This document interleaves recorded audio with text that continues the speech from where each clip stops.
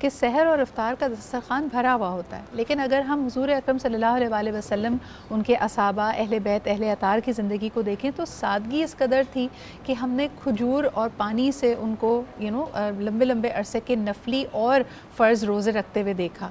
क्या सीख मिलती है हमें इससे?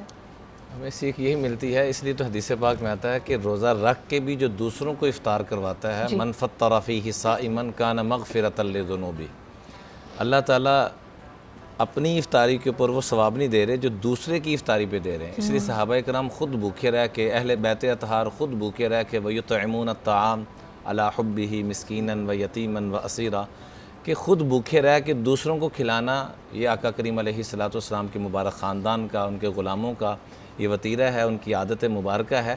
इसलिए फ़रमाया कि जो बंदा रमज़ान में दूसरों को इफ़्तार करवाता है तो शब कद्र जब आती है तो आम बंदों को आम फरिश्ते आके मुसाफ़ा करेंगे, लेकिन जो दूसरों के दस्तरखान सजाने का ज़रिया बनता है उससे सैयदुल मलाइका आके जिब्रील आके मुसाफ़ा करेंगे। सुभान अल्लाह, सुभान और ये अल्लाह। बड़ा कबूलियत का वक्त होता है। इस वक्त 10 लाख लोगों को जन्नत का सर्टिफिकेट दिया जाता है।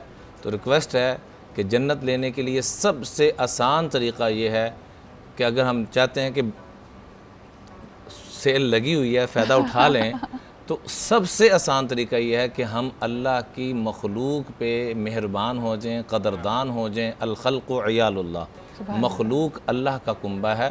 फ़अहब्बुल खल्क़ि इलल्लाहि मन अहसन इला इयाली, अल्लाह को सबसे महबूब वो है जो अल्लाह की मखलूक से, अल्लाह के कुंबे से प्यार करता है। क्या बात है, यानी अल्लाह ताला हमारे दिलों को खोल दे और ख़ास तौर पे हमारे दस्तरखान को वसी कर दे।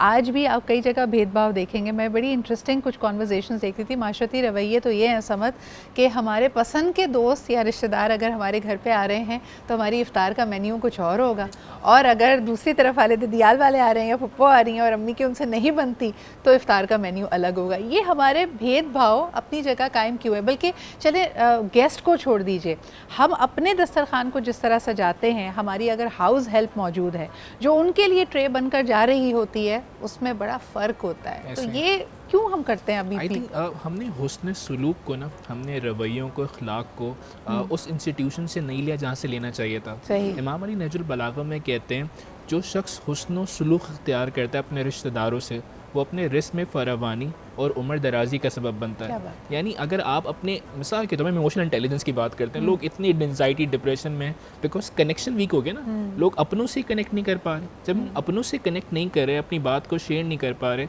मुझे लगता है जो मुझे बहुत अच्छा फीडबैक मिला, मैं अपने कज़न्स को बहुत क्रेडिट देता हूँ अपनी लाइफ को शेप करने में। बचपन से लेके उंगली पकड़ कर मस्जिद से ले जाना, फीडबैक देना। आज भी अगर वो शो देख रहे होते हैं तो कज़न्स बड़ा क्रिटिकल फीडबैक देते हैं, यार तुम्हें नहीं, आपकी फैमिली में भी कज़न्स फैमिली बहुत क्रिटिकल फीडबैक दे रहे होते हैं, वो हमें शेप अप कर रहा होता है। यानी हमारा अपनों के साथ राब्ता बहुत ज़रूरी है। एब्सोल्युटली। अच्छा, एक यहाँ पे बड़ा अहम point, because Mehar NLP expert हैं, तो जो अल्फाज जिनका हम चुनाव करते हैं, इंतखाब करते हैं अपनी बात को करने के लिए, दुआ में भी हम अल्फाज इस्तेमाल करते हैं, और क्योंकि ये अशरा इस्तग़फ़ार का है, महर क्या इम्पैक्ट क्रिएट करता है जब हम किसी भी चीज़ का जिक्र कर रहे होते हैं, अल्लाह ताला के नाम का अगर जिक्र कर रहे हैं या इस्तग़फ़ार कर रहे हैं, तो इसका हमारी साइकी पे, हमारे पूरे इमोशनल वेलबींग पे क्या असर पड़ता है?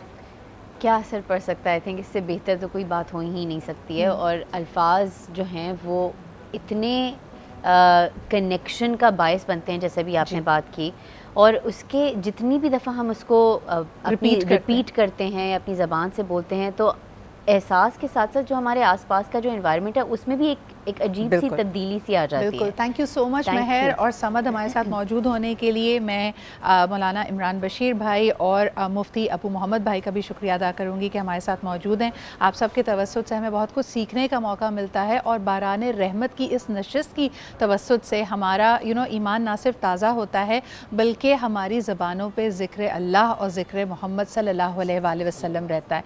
और जिस तरह कहते हैं कि ख़ास तौर पे इस महीने को में अपनी ज़बान को तर रखिए इस ज़िक्र से। इंशाअल्लाह ताला आपसे कल दोबारा मुलाकात होगी। अपना बहुत ख्याल रखें। खुदा हाफ़िज़।